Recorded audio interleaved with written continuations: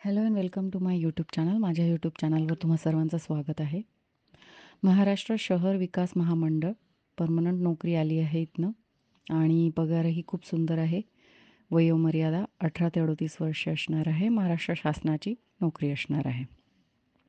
चला आता जाऊया ऑफिशियल वेबसाईटवर. पण ऑफिशियल वेबसाईटवर जाण्याआधी जे पण व्ह्यूअर्स माझा व्हिडिओ पाहत आहेत त्यांनी नक्की आपल्या चॅनलला सबस्क्राईब करा आणि बेल आयकन प्रेस करा, जेणेकरून नवनवीन जॉब्सची नोटिफिकेशन तुमच्यापर्यंत लवकरात लवकर पोहोचून तुम्ही अप्लाय वेळेच्या वेळेत करू शकाल.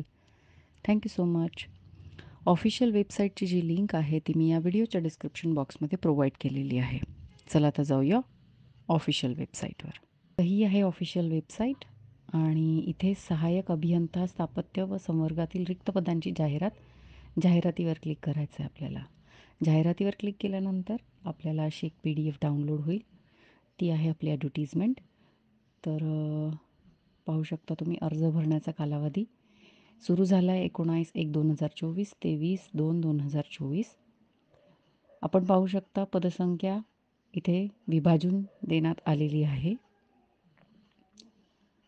त्यानंतर दिव्यांग, अनाथ वगैरे सगळ्या ह्याच्यात विभाजून दिलेली आहे. वयोमर्यादा तुम्ही पाहू शकता. खुला प्रवर्ग जसं मी तुम्हाला सुरुवातीला सांगितलं 38 वर्षे. त्यानंतर समांतर आरक्षण आणि प्रवर्गानुसार कमाल वयोमर्यादा ही इथे नमूद केलेली आहे. तुम्ही पाहू शकता सिडको कर्मचारी व अधिकारी यांना कमाल वयाची अट लागू राहणार नाही. त्यानंतर परीक्षा होणार आहे 200 गुणांची. तिथे परीक्षेचा विषय इंग्रजी, सामान्य ज्ञान, आकलन क्षमता. प्रत्येकी 30 प्रश्न येणार आहे 30 गुणांसाठी आणि आकलन क्षमता व्यावसायिक ज्ञान इंग्रजी व मराठी माध्यममध्ये असणार आहे आणि व्यावसायिक ज्ञान 110 गुणांचं असणार आहे आणि 110 प्रश्न येणार आहे. चुकीच्या उत्तरासाठी गुणवजा केले जाणार नाही, म्हणजे निगेटिव्ह मार्किंग नसणार आहे. लेखी परीक्षा 90 गुणांची असणार आहे. लेखी परीक्षेमध्ये किमान 90 गुण प्राप्त करणारे विद्यार्थी पुढे जातील, पात्र ठरतील लेखी परीक्षेमध्ये. तर परीक्षा शुल्क 900 रुपये राखीव प्रवर्गासाठी GST एकूण 1032 रुपये 62 रुपये आणि खुला प्रवर्ग त्यांचा 1000 रुपये आणि 180 GST 1180 रुपये.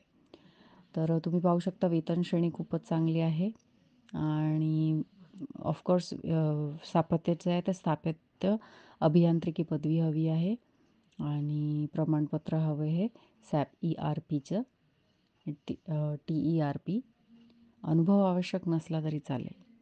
त्यानंतर गुणवत्ता यादीत जर यायचं असेल तर ऑनलाईन परीक्षेमध्ये किमान 45 गुण असणे आवश्यक राहील आणि 200 गुणांची ऑनलाईन परीक्षा, SAP प्रमाणपत्राचे 10 गुण असे एकूण 210 गुणांपैकी तुमचे जे गुण आहेत ते गृहीत धरले जातील, म्हणजे 10 गुण तुमचे प्रमाणपत्राला देण्यात येतील.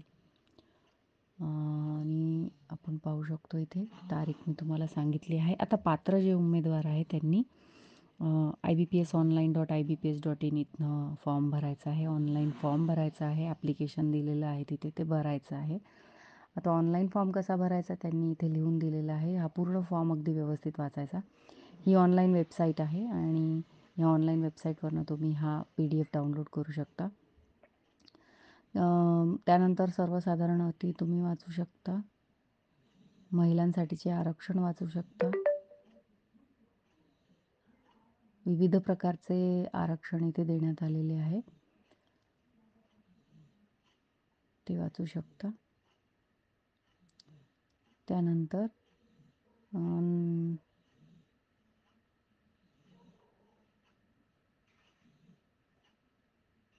हा आहे ॲप्लिकेशन फॉर्म, तुम्ही पाहू शकता.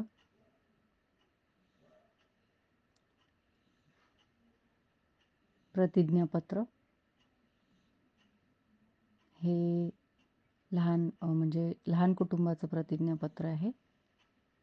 ते आपल्याला सरकारी नोकरीसाठी अपलोड करावे लागते. म्हणजे 3 अपत्य असल्यास आपण सरकारी नोकरीमधनं ऑटोमॅटिक बाद होतो. तर 2 आपले जर अपत्य असतील तर त्यांची इथे माहिती भरावी लागते.